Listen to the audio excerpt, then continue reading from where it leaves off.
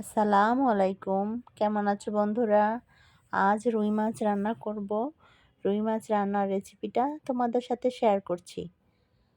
প্রথমে মাছটা আমি গরম পানি দিয়ে ভালো করে ধুয়ে নিলাম। গরম পানি দিয়ে ধুয়ে একটু ঠান্ডা পানি দিয়ে হালকা ধুয়ে নিব। পানিটা ঝাড়া দিলাম। পানিটা ঝরা হয়েছে। এখন এখানে হলুদ এবং মরিচের গুঁড়ো এবং লবণ ভালো করে মাখিয়ে কিছুক্ষণের জন্য আমি এটা রেস্টে রেখে দিব।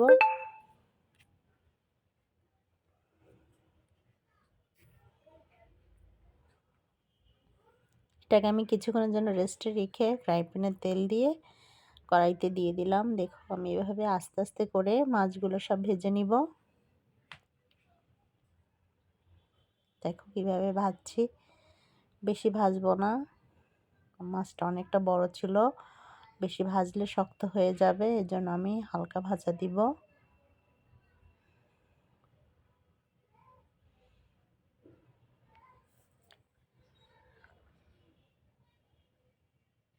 সুন্দর করে ভেজে নিলাম। এক এক করে সব মাছ আমি ভেজে নিব।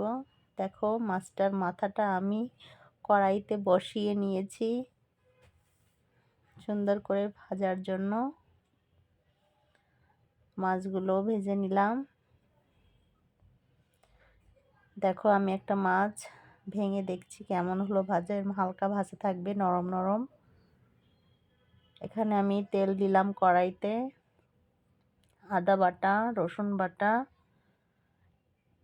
এবং স্বাদমতো লবণ।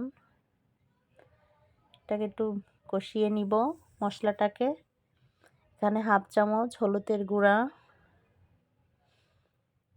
1.5 চামচ পরিমাণ মরিচের গুঁড়া ভালো করে একটু ভেজে নিই। একটু পানি দিয়েছি এবং এখানে আমি জিরা বাটা দিয়ে দিলাম।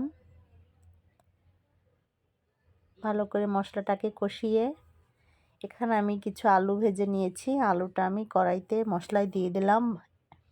মশলা এবং আলুটা একসঙ্গে কষানো হয়ে যাবে।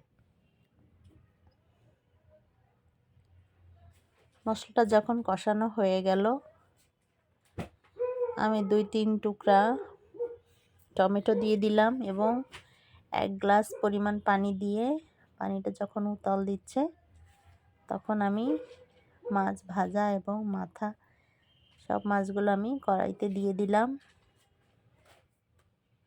এখানে আমি কিছু পেঁয়াজ পাতা কেটে নিয়েছি, ওটা দিয়েছি।